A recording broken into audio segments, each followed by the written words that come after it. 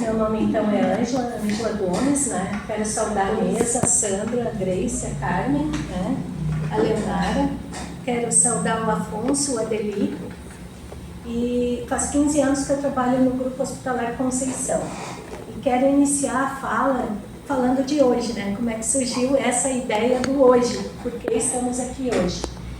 Faz mais ou menos uns 3, 4 anos, né, Adeli, que a gente começou com a ideia do Metamorfose, né? Já estamos indo para o 4º livro sobre a metamorfose desse processo que é o nosso de envelhecer, né? E eu estudo o envelhecimento desde os meus 20 anos, quando comecei a graduação, né? E a gente sempre fala do envelhecimento e a gente fala de como a gente vai se aposentar, como que a gente vai ter dinheiro, qual a saúde que a gente vai ter no envelhecimento, como eu devo me preparar para o envelhecimento, né? E todos esses temas, né? Onde vou morar, qual é a moradia correta, né? Melhor, questões, casas asilares, né? Tudo isso a gente tem nos nossos livros. E o que acontece? Mês passado, infelizmente, né, Rio Grande do Sul tem aumentado muito as questões do feminicídio e no hospital a gente passou a discutir mais ainda as questões do feminicídio, né? E daí numa conversa, né, informal com a Adeli, com a Léo, né, com a Leonara, a gente se deu conta, né? Tá, mas e essas mulheres que nunca vão ter a oportunidade de envelhecer?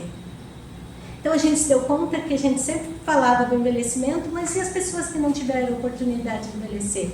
Que na verdade elas não envelheceram porque teve um acidente, não envelheceram porque adoeceram, né? Não, elas envelheceram porque foram assassinadas, né? Então a gente se deu conta, né? E é disso que a gente quer falar, então, né? Infelizmente, com o número exponencial, né? A gente vai ter que falar, né? E surgiu então a ideia de hoje, surgiu a ideia, né, dali do nosso texto.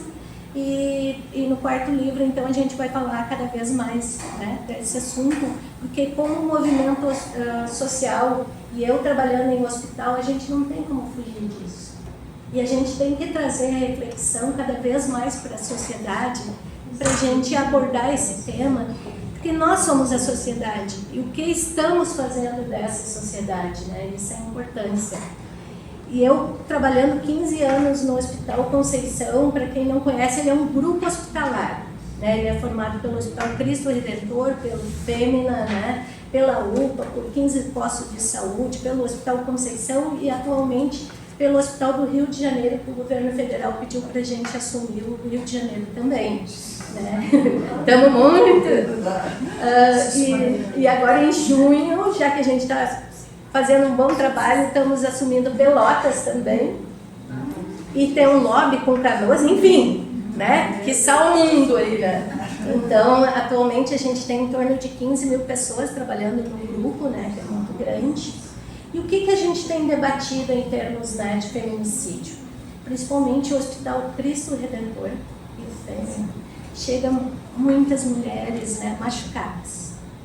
Quando eu falo machucada, já é machucada no último, que é no físico, né?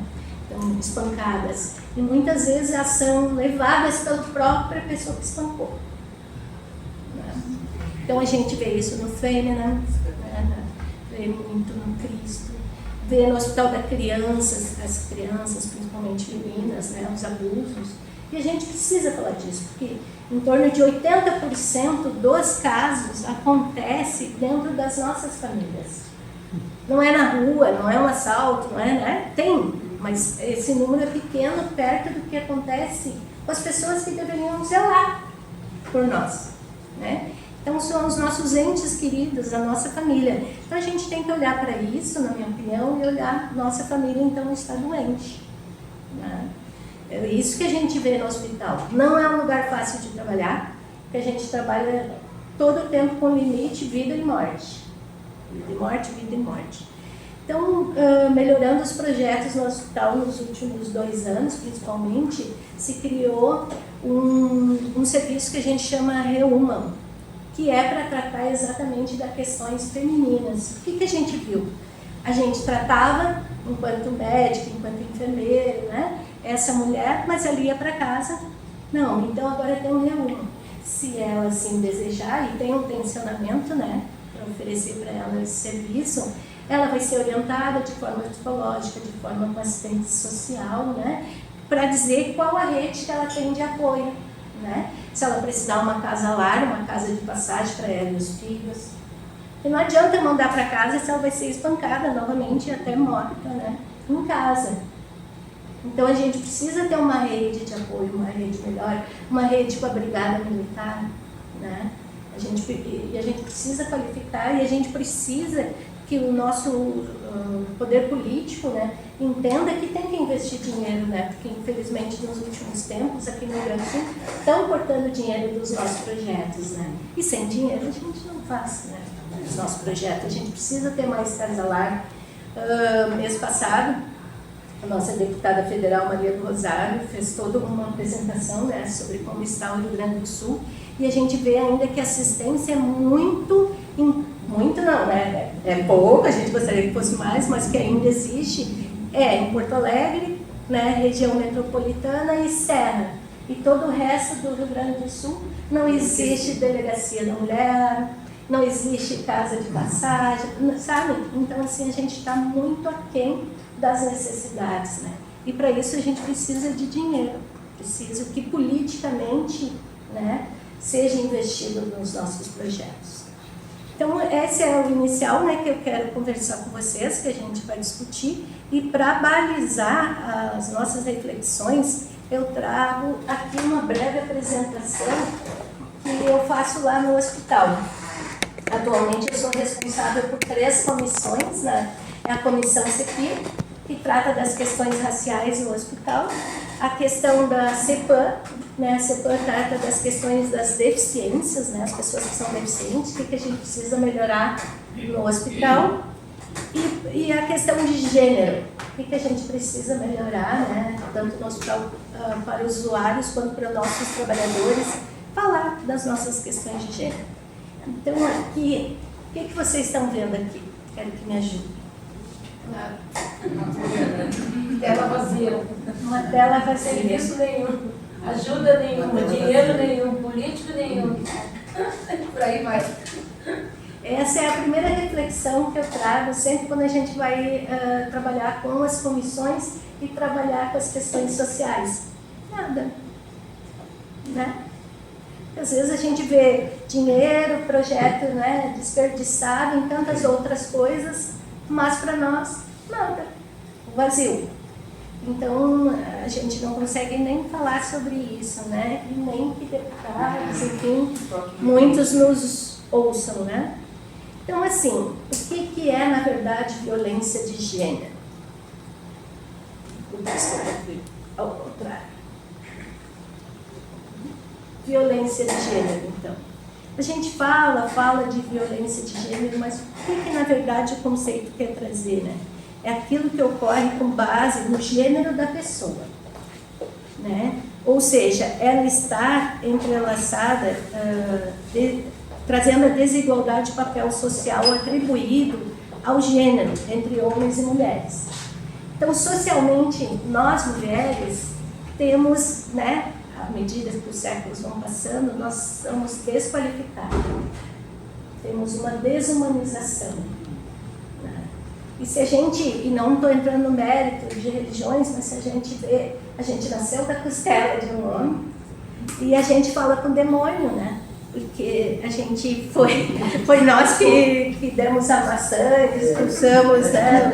Então já começou daí. Se nós somos a pessoa que fala com o demônio, a gente pode ser espancada, a gente pode ser morta, a gente pode ser... porque a gente é demoníaca, não é? Então a reflexão é muito anterior e é disso que a gente tem que falar, né? E quando a gente fala de gênero, eu quero trazer aqui também para vocês, que a gente não está falando só da questão mulher, né, masculino e feminino, mas também a questão dos gêneros que são muito afetados, que a gente não fala muito. As mulheres trans, né, a média de idade de uma mulher trans é só 27 anos. São muito vitimizadas, não conseguem emprego por toda a sua questão, né? Então, assim, o que mais a gente pode ver? a gente tem que falar também dos tipos de violência de gênero. A violência física, que é a violência que a gente vê o tempo todo no Cristo Redentor. Quando essa pessoa chegou no Cristo, já foi o estopim, né? A última parte. Então, essa violência de gênero, né? Essa violência física, é com agressões, né? Que causam dor. Que é isso que querem nos causar. Dor no corpo. Se eu não respeito, né? Eu mereço ser castigada, já que eu sou demoníaca, né? Já que eu trouxe a maçã. Violência psicológica, né? Pouco a gente fala da violência psicológica, né? Ações que causam danos emocionais. E quanto dano nos causam, né? O tempo todo, desde criança, a gente nunca está na idade certa, no corpo certo, com o cabelo certo, na cor certa, no peso certo, né? Hoje eu vejo mais ainda, infelizmente, com a internet, a ditadura da beleza, né? A ditadura da beleza, a gente precisa falar disso, mata mais do que as guerras. Porque as pessoas se submetem a muitas cirurgias desnecessárias. Nunca estou com o nariz perfeito, nunca estou com o seio perfeito, nunca estou com o abdômen perfeito. Como se fosse isso, né, que a gente se resumiria. Mas é isso que a internet hoje está passando para nós, que a sociedade está cobrando da gente, né? Esse corpo perfeito. E a gente não se dá conta disso, né? Do quanto isso nos adoece, do quanto isso está nos levando à loucura. Né? Outra coisa que a gente tem que falar é a violência sexual. Né? E lembrando, gênero, né? Gênero feminino. Então, as mulheres trans, né? As mulheres héteros, as mulheres cis. Então, assim, a violência sexual. Se a gente, e eu sempre brinco com minhas amigas, e aqui vou de forma brincar com vocês, se a gente perguntar a cada mulher que está aqui, de alguma forma nós já passamos por algum tipo de violência sexual. Não é, beleza? De alguma forma a gente já passou aqui desde criança com algum tipo de abuso sexual por algum familiar. Quando a gente cresce que a gente se dá conta, né? Porque também não se falava disso, então a minha geração e gerações anteriores pouco se falava, então pouco a gente se dava conta que aquilo era um abuso também, né? E ainda tinha muito a questão de culpa. Ai, foi culpa minha porque eu usei aquela roupa, foi culpa minha porque eu sou alegre, culpa minha porque eu sou uma pessoa simpática, ou não é? Vem a culpa que é colocada em nós mulheres. Então, além da gente ser abusada, ainda a culpa é nossa por ter sido abusada. A violência patrimonial, a Mara chegou um pouquinho depois, então apresentar a Mara. A Mara trabalha muito com a questão do patrimônio, das questões financeiras, depois no final a gente pode falar, Mara. Então, a violência patrimonial, pouco a gente fala disso na sociedade, mas, né? Cada vez mais, já que a gente está trabalhando, estudando, tendo melhores empregos, mas o quanto a gente está sendo abusada em casa com relação ao nosso dinheiro. Né? Muitas vezes tem que sustentar. Quanto à questão, quem vai ficar a casa. E a violência moral, né? Difamação. Como a gente viu o ano passado em Santa Catarina, né, uma moça que foi violentada e, na verdade, o juiz falava o tempo todo como se fosse culpa dela, né, porque o acusado tinha dinheiro. Então, a violência passa por todas as classes sociais, né. Só que, às vezes, o que acontece é que a classe social mais abastada não fala disso, mas vai lá e engole, faz uma viagem, né, leva a mulher para outro lugar, mas a violência com as mulheres acontece em todas as classes sociais. Causas, então, né? Causas e consequências. A violência de gênero tem raízes culturais históricas, né? Estruturais, ligadas ao machismo, à misoginia, né? Misoginia que é o ódio em relação a nós mulheres. E a desigualdade de poder entre homens e mulheres, né? Como a Carmen tinha falado. A gente não tem na política ainda o mesmo número de mulheres na política. Então, uma desigualdade de poder. Nas empresas, né? Por exemplo, até o próprio Hospital Conceição, a maioria das vagas de FGs de controle ainda são majoritariamente de homens, apesar da gente ser 80% de mulheres trabalhando na área da saúde. Então tem que pensar nisso. As consequências são graves, né? A saúde física, a saúde mental, a perda da autonomia, o medo. Ontem ainda falava com uma estagiária lá do meu setor. Quem é mulher sabe que a gente vive com medo. Desde criança, né? Já sempre se aproximar assim, a gente já ali... O que esse cuera quer comigo? É ou não é? Né? A gente sempre sente medo. Então a gente está sempre em alerta. Né? Essa é a nossa história. Então, o que é o feminicídio? Muito se fala no feminicídio, mas por que foi necessário dar um nome, né, para esse termo, né? O que é o feminicídio, então? É o assassinato de mulheres em contextos marcados pela desigualdade de gênero, recebeu uma designação própria, feminicídio. No Brasil, também é crime hediondo, desde 2015. Então, assim, se na rua, vamos colocar um nome aí, a Joana, for assassinada por um assalto, ela foi assassinada, isso não é um feminicídio. Mas se ela tiver um companheiro, né, e esse companheiro vier a matar ela, isso é um feminicídio. Entenderam? Quando tem uma relação com aquela pessoa, quando é uma questão de gênero, de poder, né? Esse homem que matou, ele está vendo ela como objeto. Aquela mulher, a Joana, pode ser objeto dele. Por que as taxas brasileiras estão tão alarmantes? O que vocês acham?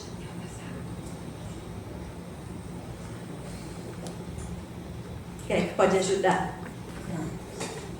Qual é a pergunta? Por que as taxas do Brasil estão tão alarmantes? Para mim, está relacionado à educação. O cerne de tudo isso é a educação. O mundo tem passado por transformações muito rápidas. Pode ver que tem setores da sociedade que levaram 60 anos, 100 anos, 200 anos para se transformar. E em poucos anos, nós transformamos a tecnologia em descobertas em curto espaço de tempo. Então, as pessoas, a sociedade, não estão preparadas para essa velocidade. Tanto é que a educação da escola, a carteira de escola, ela é o mesmo padrão desde sempre, juntamente com essa velocidade. Não mudou nada lá. Então, as pessoas, nós, eu, vocês, não estamos preparados para essa velocidade. O casamento hoje, Paulo e Cora já se casam, já tem um filho, não existe aquela estrutura de um namoro de antigamente, que levava 10 anos para se conhecer, etc. E vem junto essa internet, e vem o ciúme, porque o outro viajou, porque o outro foi, porque ele está mais feliz, porque isso, porque aquela ilusão de que todo mundo está feliz na internet. Isso gera uma situação social muito grave que nós não estamos tendo condições de absorver e ter uma solução para isso. Não sabemos lidar. Eu estava me perguntando, são 20 feminicídios hoje aqui, aquela menina aquela vereadora, né? Aquele machismo, não sei onde foi. Bento Gonçalves, acho que foi, né? Foi na Serra.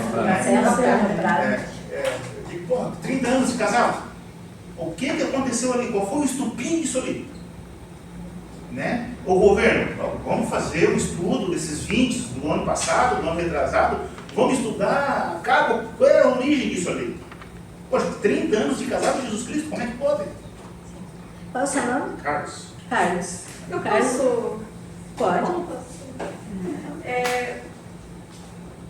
Eu compreendo a sua reflexão, Carlos, mas eu sou professora, fui professora há muito tempo, me considero ainda educadora. Eu acho que a gente coloca muita responsabilidade na educação, sabe? Eu acho que é um tema muito complexo, né? Essa questão da violência de gênero.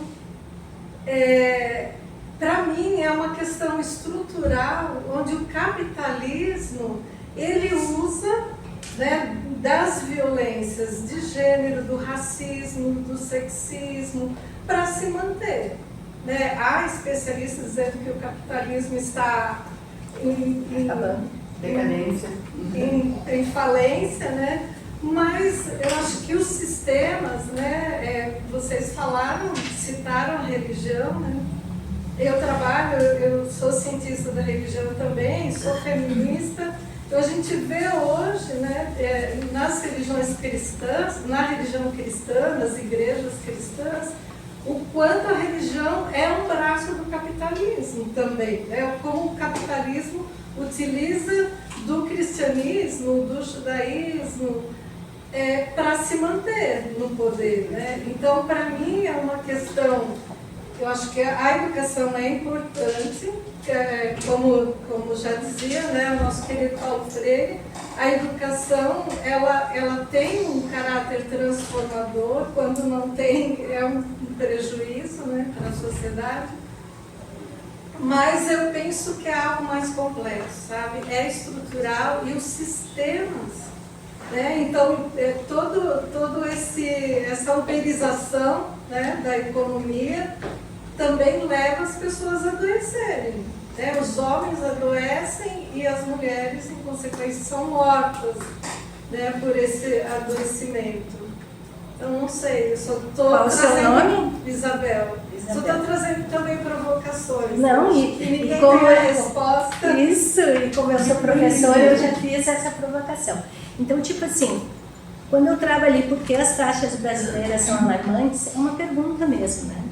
Enquanto sociedade, a gente vai ter que responder para isso. É educação, e de qual educação a gente está falando? É uma educação da escola, uma educação de casa, uma educação social, né?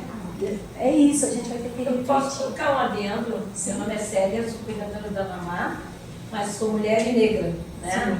Sim. E uma coisa que quando a representante do Ministério Público estava falando com relação aos projetos, a falta de dinheiro, toda essa gama de dificuldades que existem, que a gente vê nos jornais, em tudo que é lugar, na internet. Aí eu pergunto uma coisa assim, ó, alarmante por quê? Onde está a lei? Por que um cara que mata uma mulher não tem o mesmo direito de passar pelo que ela passou, não morrendo, claro, mas ficar 50 anos numa cadeia? Por que ele fica 20 anos e depois vai ter a vida dele normal, casar de novo e matar de novo, gente? Então, o Código Penal é um livro dessa grossura. Não tem como a gente aplicar ali mudar urgentemente por esses casos alarmantes. Se o ano passado, na Páscoa, nós tivemos 9 mulheres assassinadas, até a Páscoa deste ano nós vamos ter quantas mulheres? Muito mais. Obrigada. Só se tu me permitir. Pode, eu acho que essa é a ideia aqui mesmo. Eu fiz a provocação, né? Aí Mas eu não vou assim, ficar calada. Como é que é teu nome mesmo? Célia. Célia. Não é falta de dinheiro, Célia. Sim, sim. A gente, o Brasil é uma potência aqui da América do Sul, né? O Brasil é rico, né? O problema é aonde é a falta de gestão, onde Não, isso eu entendo, mas a lei, nós né? não pode ter A lei a falta não é falta de dinheiro, é falta de vontade política. Como eu disse. São a Procuradoria da Mulher, liderada pela deputada Bruna, que é negra, né? E a gente tem que comemorar isso, porque foram 3 deputados negros que entraram nessa legislatura, né, na Assembleia Legislativa. Fizeram um levantamento, são mais de 50 projetos que tem, eu olhei um por um, né, e que tratam ali, que eu já falei, das mais diversas propostas, assim, tudo girando em torno dessa questão da violência doméstica, familiar, com vítimas crianças, vítimas mulheres, né? Então a falta de... E só um projeto até hoje foi aprovado. E agora está se fazendo um movimento na Assembleia para que se toque esse projeto neste mês. Por que só neste mês? As mulheres são violentadas todos os dias. Então, assim, eu olhei ali agora para esclarecer para vocês, no ano passado, segundo informações do jornal Sul 21, foram 80 feminicídios. Agora, só em janeiro e fevereiro já são 20. Né? Nós vamos chegar quanto até o final do ano, né? E, então, assim, é falta de vontade política, né? Para tocar em frente a esses projetos. Nós temos que pressionar através dos institutos, das organizações sociais, que se toquem em frente a esses projetos, sim. Né? Então, só para assim, complementar. Então, vamos resgatar, né, a questão ali. Então, assim, essas mortes do feminicídio seriam mortes evitáveis, né? Por quê? Elas foram causadas por uma violência externa, né? E o que acontece? Obrigado, Carlos, Isabel e Célia, né, pelas considerações. E quando eu trago ali o Brasil é o quinto que mais mata no mundo. Mas o Brasil não é o único. Eu estava conversando com uma amiga semana passada, ela está morando na Austrália, e na Austrália quase não existia feminicídio. E nesses 2 últimos anos aumentou muito exponencialmente. Então a gente precisa olhar para isso e precisa olhar principalmente para a questão que o Carlos nos trouxe, que é a internet, que a gente não sabe lidar. O ano passado eu fui num congresso onde tinha diversas pessoas de diferentes lugares do Brasil e do mundo para falar sobre feminicídio. E uma coisa me chamou muita atenção. Até então, e tu pode me ajudar, até então a gente tinha um ciclo da violência. Eu ia lá, né, estava casada, levava um tapa na cara, ele trazia flor, bombom, pedia desculpa. Depois ele dava 2 tapas na cara, sabe? Tinha um processo, a família intervia, os vizinhos viam e tal. O que está acontecendo hoje nesse congresso que eles chamaram a atenção é para um outro tipo de feminicídio, muito mais rápido. Aquela pessoa nunca demonstrou questão de agressão na família, estava casada há 30 anos, nunca ninguém percebeu nada. Daí no final de semana ele foi lá e matou. Então é um outro tipo de feminicídio que está surgindo e a gente não está se dando conta, via internet. Aquele dia a pessoa acordou, foi lá por algum caso, por alguma, sabe, que acha que a sua vida não está tão boa quanto a vida do Instagram que ela está vendo, e vai lá e mata a pessoa. O mais estranho é que assim, né, não sei se é a maioria ou a minoria, mas muitas vezes o cara vai lá, mata a mulher e ele acaba se matando. Em alguns casos. O que é isso? É um adoecimento social. Social. Ela falou muito rápido, muito rápido. Então, Muito o que é rápido. isso aí, né? Como é que nós vamos tratar isso aí? Isso, e disso que a gente precisa nesse congresso, ficou muito claro, assim, prestar atenção nisso. Por isso que os casos de feminicídio estão aumentando. Porque nós não estamos mais no ciclo só da violência, continua o ciclo, mas tem essa barbárie da internet, que realmente né, a gente tem que prestar atenção nisso. E aqui, indo para os finalmente ali, né? Indo para os finalmente, como professor eu falo muito. Então, assim, algumas coisas para a gente refletir, né? E tentar mudar, né?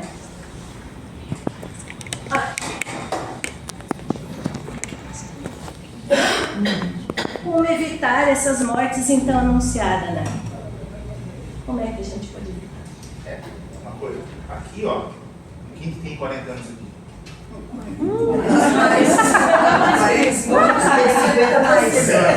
Acho que eu sou mais novo. Gente, 40 a gente já teve, né? Já teve 40, se é isso. Acho que eu sou mais novo, 45. 45. Então, assim, cadê as pessoas mais jovens para discutir isso aqui dentro? A gente tem que chamar elas. Então, assim, como a gente pode evitar essas mortes, Isso né? vai ser falado no fim por mim. Criação, Não toma a minha fala, por favor. criação de serviços em todo o território nacional, investimento financeiro, né? Principalmente por parte dos nossos políticos. Serviços integrados com acolhimento de qualidade, né? Na perspectiva de gênero, que eu falei para vocês no início, que o Hospital Conceição fez, né, o Reuman. E aqui está o Banco Vermelho, né, que a gente está colocando em todos os hospitais para mostrar a simbologia. Esse Banco Vermelho é pelo mundo, depois a Eleonora vai falar melhor, mas o vermelho significa o sangue das pessoas, né, das mulheres que foram derramadas. Então, em frente de todos os nossos hospitais do Grupo Hospitalar Conceição, a gente está colocando bancos para que a pessoa senta ali e reflita, né? Quantas mortes mais, infelizmente. Então, como a gente pode evitar? Apoio financeiro, serviços integrados, produção de dados, né, qualificados realmente, e promoção de ações de prevenção à violência, desconstrução das desigualdades de gênero, é um grande norte que a gente precisa, né? E daí sim, através da educação em casa, através da educação escolar, né, a gente dizer meninos e meninas são iguais, né, e precisam ter a mesma questão de força, e isso passa pela educação, a gente precisa melhorar essa situação. E para finalizar, eu quero trazer um pensamento de um terapeuta que eu conheci alguns anos atrás, que me ajudou. Ele me fez refletir assim: Ângela, o que tu associa ao amor? E eu gostaria que não precisam responder, senão o Afonso vai me matar por causa do tempo, pode ser depois. Não vai não, a gente não deixa. Feminicídio aqui não. Feminicídio aqui não, né? Olha só, né? Eu já virei agressora aqui dentro. Não, mas é sério, gente, a gente queria muito debate, mas a gente tem só até as 3h30 e ainda tem 4 pessoas para falar, entendeu? E a gente quer expandir mais ainda o debate. Porque ela é professora, né? Mas a gente tem que ser chato, cometer um videocídio aqui corporal. Não, mas só para finalizar mesmo agora, Afonso, eu quero que, se alguém sugerir, né, fazer essa reflexão, assim como o terapeuta fez comigo. O que tu associa com amor, Ângela? Eu fiquei pensando, o que será que ele quer dizer com isso? E esse terapeuta, ele teve a mãe dele assassinada na frente dele, né? A mãe dele foi por anos violentada, espancada, mais de 10 filhos, né? E que teve um desfecho, infelizmente, cruel. E a partir disso ele começou a trabalhar livros e trazer para as pessoas. E ele me trouxe essa reflexão, que se a gente viveu num lar violento, a gente reproduz essa violência. Se eu vivi na escola violência, eu vou reproduzir esse ambiente. Porque é o que eu associei, que aquilo é amor, que aquilo é cuidado lá no meu inconsciente. Então, o que a gente precisa? E quando a gente vai para a terapia, desassociar isso. Mas poucos de nós têm, às vezes, terapeutas bons, né, para trabalhar essa consciência na gente. Aquela violência que eu conheci, eu não preciso, eu não devo reproduzir essa violência na minha família. Eu não devo reproduzir essa violência na escola e socialmente. Então, assim, tu tem que ressignificar. Só o que a gente vê hoje?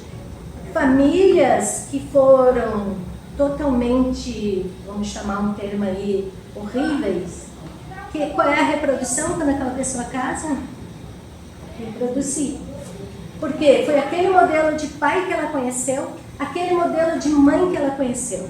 Então, se a mãe submissa, a mãe que é espancada para não sair de casa, a mãe que não pode dizer não. Então, assim, a gente precisa falar desses modelos. E a gente precisa dizer que o amor não é violência, não é o espancamento. E que nós, mulheres, devemos e temos o direito de dizer não. É isso. Só que para isso a gente precisa aprender. Que a gente deve e pode dizer não. E assim, Amor não.